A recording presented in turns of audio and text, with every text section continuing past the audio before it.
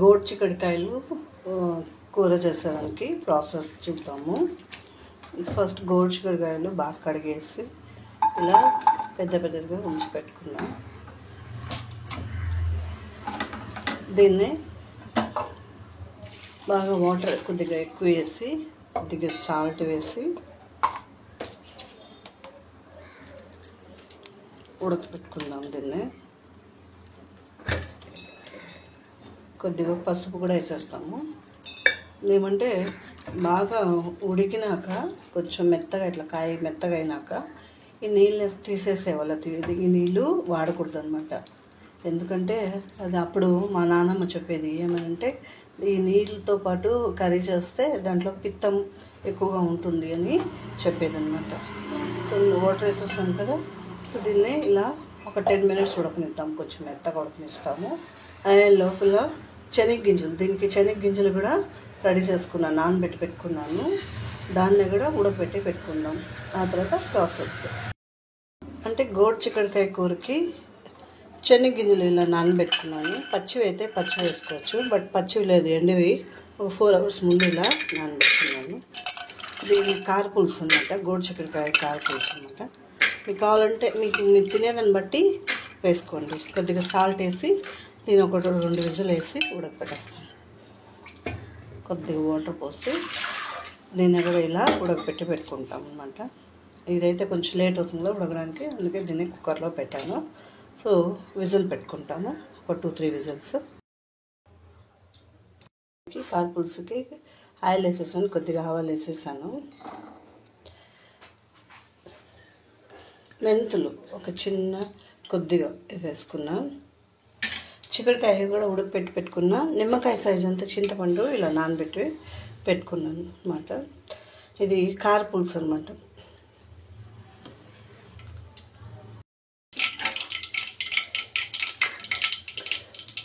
ఇప్పుడు తెల్లగడ్డలు ఒక్కలు ముక్కలుగా దంచి పెట్టుకుని తెల్లగడ్డలు వేసేస్తాను. ఆ మెంతులకి ఆ తెల్లగడ్డకి కాంబినేషన్ మంచి వాసన వస్తుంది, కారపులుసులాగా. ఆనియన్ వేసేస్తాము. కొద్దిగా ఆయిల్ ఎక్కువ వేసుకున్నాను నేను, అప్పుడే అది బాగుంటుంది. అంటే ఇడ్లీకి కూడా బాగుంటుంది, దోశకి బాగుంటుంది, సంగటికి బాగుంటుంది. నేను ఇప్పుడు సంగటి చేయాలనుకున్న దానికి, అంటే బ్రౌన్ రైస్ వేసి నానబెట్టేస్తాను. సంగటి చేసుకొని దీనికి శనగలు చట్నీ గట్టిగా వేసుకుంటే చాలా కాంబినేషన్, దీనికి కారపులుసుకి శనగలు చట్నీ కాంబినేషన్ బాగుంటుంది. దీనికి ఆ చట్నీ కూడా చూద్దాం దీంట్లో ఇంకొక చట్నీ ఆగిస్తాం. అంటే కారపులుసుకి అంతా కొంచెం ఆయిల్ బాగా తేలినట్టు ఉంటే బాగుంటుంది, ఇలా ఉంటే బాగుంటుంది అన్నమాట. అయిపోయింది. 2 ఆనియన్ పెద్ద పెద్దది వేసుకున్నాను కదా. ఇప్పుడు టమాటా, ఒక చిన్న టమాటాలు 4 వేసాను. ఒక అరచేతి మెత్త పండించండి ఇది కదా.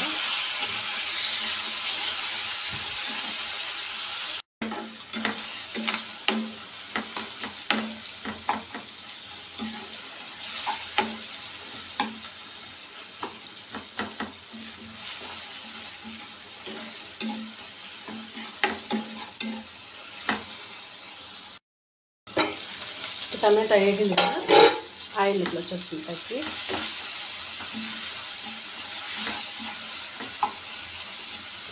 ఇప్పుడు కావాల్సినంత కారం, మిరప్పొడి అన్నమాట. దీంట్లో అన్నీ ఉంది, ధనియాల పొడి అన్నీ వేసి ఒకేసారి పెట్టుకున్నాను నేను.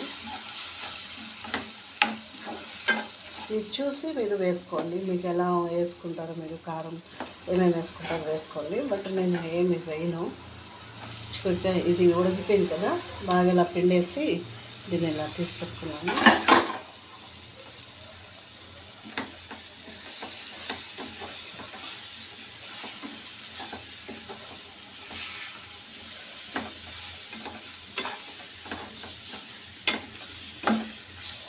ఇప్పుడు ఈ పల్లీలని ఉడక పెట్టుకున్నాను కదా, దీన్ని కూడా వేసేస్తాను దీంట్లో.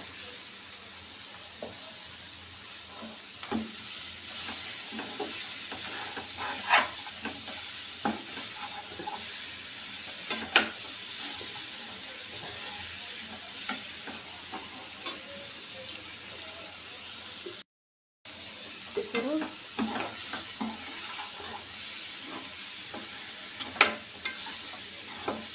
ఇలా కూడా కర్రీ చేసుకొని కాసేపు మూత పెట్టేసి ఇలా కూడా దించవచ్చు. వద్దు మనకి పుల్లగా చేసుకోవాలనుకుంటే ఓకే. కొద్దిగా చింతపండు నీళ్ళు కలిపి పెట్టుకున్నాను కదా, నానబెట్టి చిన్న టమాటా సైజ్ అంతా తీసుకున్నా. ఉప్పు కారం సరిపోయిందో చూసేసి కొద్దిగా వాటర్ వేస్తాను.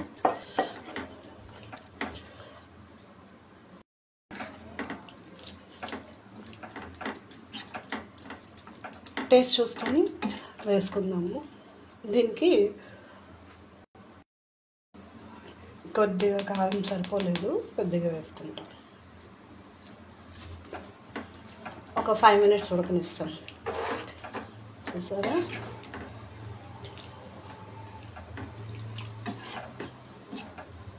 బాగుంటుందండి. సంగటికి అయితే ఇంకా బాగుంటుంది. కాసేపు దీన్ని మూత పెట్టేసి ఒక 5 or 10 minutes అట్లా ఉడకనిద్దాం. దానికి గోడు చిగురికాయ కారపులుసుకి చట్నీ అనమాట. ఒక 3 తెల్లగడ్డలు వేసుకున్నాను.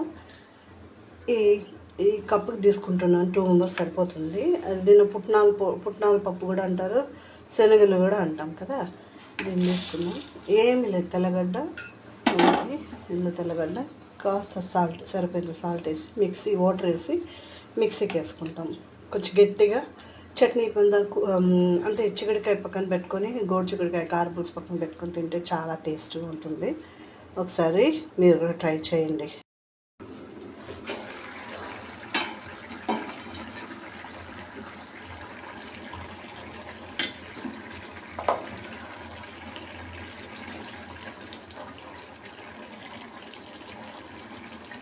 గోడు చిగుడికాయలు కూర కారపులుసు రెడీ అన్నమాట. ఇది కారపులుసు. దీనికి కొద్దిగా ఆయిల్ ఎక్కువ వేసాను కూడా, అయినా కానీ ఇది మరీ ఎక్కువ వేయలేదు కాబట్టి ఆయిల్ తేలుతుంది. స్టవ్ ఆఫ్ చేస్తే ఇది రెడీ అయిపోయింది. ఇప్పుడు సంగటికి బ్రౌన్ రైస్తో సంగటి చేసుకుందాం అనుకున్నా. ఇప్పుడు సంగటికి పెట్టేస్తాం. కుక్కర్ పెట్టేస్తున్నాను. బ్రౌన్ రైస్ కదా, ఒక 2-3 hours ముందు నానబెట్టేసిన కొంచెం నీళ్ళు వేసేసాను. బ్రౌన్ రైస్ అయితే కడిగి పెట్టుకున్నాను.